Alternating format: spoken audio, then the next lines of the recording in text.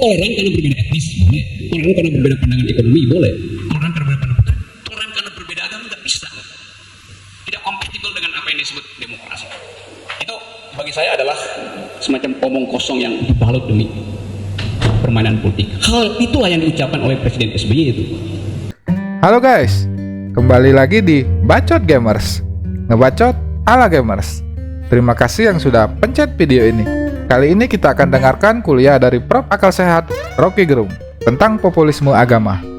Biasakanlah berpikir kritis biar kita nggak dungu, agar terjadi dialektika dalam kehidupan berbangsa dan bernegara.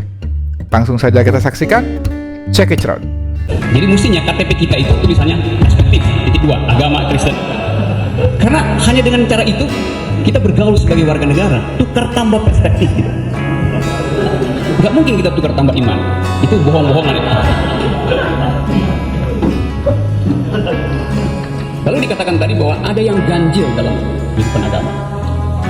Nah, di bidang itu saya berselisih. Karena buat saya bukan agama yang ganjil, orang beragama yang ganjil. Buat saya ganjil orang beragama tapi sekaligus warga negara. Jadi itu sesuatu yang dari awal saya mau pikirkan bagaimana mengucapkan itu supaya bisa jadi semacam pembicaraan baru dan kita mulai meninggalkan basa-basi itu. Toleransi semua hanya karena kita berbeda agama. Toleransi itu tidak karena perbedaan agama. Seharusnya dalam kehidupan demokrasi orang tidak boleh mengucapkan lagi toleransi karena berbeda agama.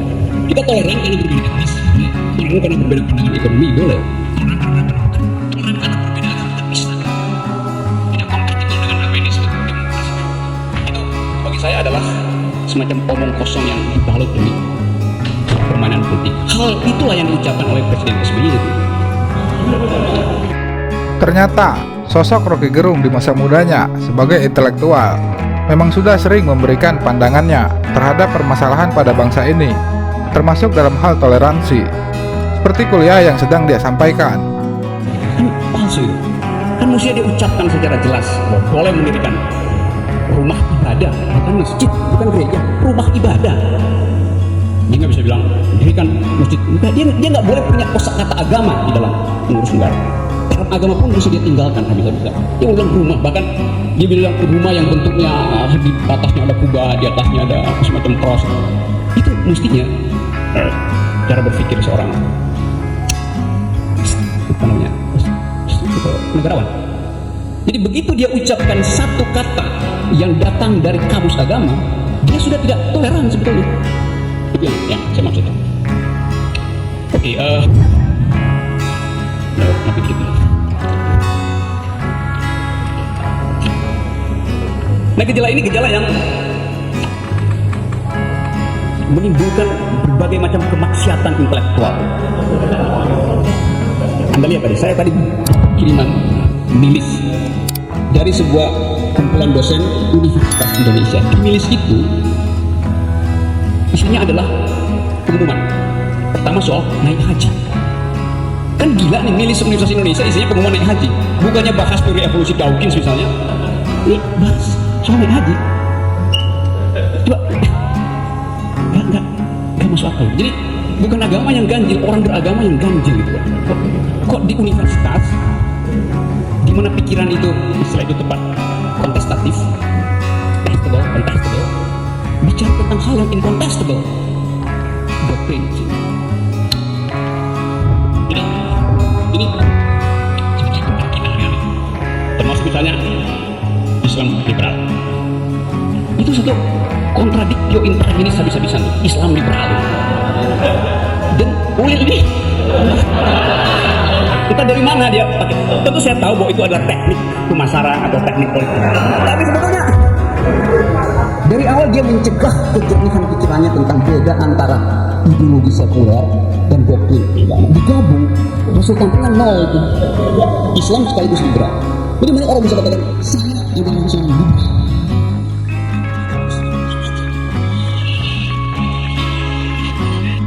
Akademisi yang terkenal kritis terhadap penguasa ini memang terkenal dengan diksi-diksi khasnya ketika memberikan kuliah ataupun kritik terhadap penguasa. Di momen ini, ia tak lupa memberikan kritiknya terhadap Presiden SBY tentang toleransi.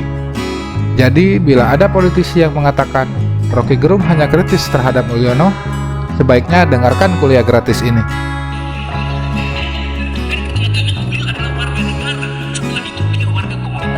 Kalau dia katakan saya Islam yang liberal, dia ungkapkan lebih dahulu dan mempromosikan sebetulnya otoritas komunitas.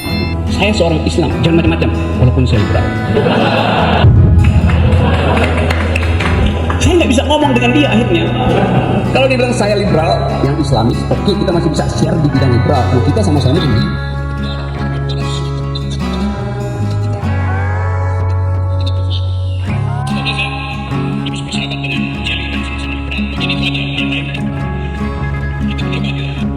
Tapi kan justru karena kita saling menyapa diri sebagai citizen, kita ada problem dengan nggak perlu toleran, nggak perlu diucapkan toleransi itu di dalam wilayah privat aku. Oke, jadi yang kedua saya ikuti aja apa yang diucapkan dari Bapak Bambang, sense of divine. Saya nggak bisa nangkap apa itu yang disebut dengan sense of divine. Nah, saya mau, kalau ternyata disebut dosen di situ, kalau ahli boleh berkhotbah, kalau dosen nggak boleh berkhotbah. Jadi saya mau cari cara supaya bisa menerangkan soal itu. Itu ada gambar tuh, gambar sebelah kiri itu. Saya bayangkan itu kepalanya yang Anda atau yang mereka sebut Tuhan. Tuhan menyediakan kepalanya agar supaya dua anak bisa bermain di atas kepalanya. Dan saya menganggap bahwa kalau kita lihat sebelah kanan, itu sebelah kiri, sebelah kanan bentuk aslinya ada sebelah kanan, sebelah poltak kepalanya. Itu teman saya itu. Nah, ini inspirasi dari poltak. Jadi kelihatannya dalam soal beragama, saya pakai pinjam teorinya poltak itu, kita mengidap mazhab supply side. Supply creates its own demand. Semakin fundamentalis, semakin diedarkan fundamentalisme, pasar itu tercipta. Makin banyak orang yang jadi fundamentalis. Karena soal tadi, kekeringan kita untuk mengedarkan semacam ide toleransi. Dan mungkin sekali demokrasi, bahkan sangat harus dipastikan demokrasi itu tidak kompatibel dengan kehidupan beragama. Jadi kita, bagaimana kita tahu soal itu secara matematis, tapi kita mau ucapkan hal-hal yang kalimat-kalimat kultural, semacam sopan santun, terhadap hal-hal yang menyangkut dasar-dasar kehidupan bernegara yang seharusnya kita pelihara bisa-bisa. Sopan santun semacam presiden nggak boleh diedarkan. Sopan santun terhadap hal-hal yang fundamental atas nama peradaban itu sama artinya dengan kita memberi kesempatan tumbuhnya peradaban dengan bersopan santun di wilayah. Jadi bagi saya, dan saya ingin memberi kuliah 7 menit untuk aja supaya ada diskusi. Demokrasi itu adalah permainan antara orang-orang yang rasional, dan karena itu sebagai demokrasi tidak memerlukan hukum. Kita itu terkadang dibuatkan hukum seolah orang yang demokratis tidak bisa berpikir untuk mengedit perilakunya, mengedit kecenderungan kriminalnya. Karena itu suplai hukum terus-menerus terjadi. Pada saat yang sama demokrasi mengikuti. Terus ada review di Mahkamah Konstitusi.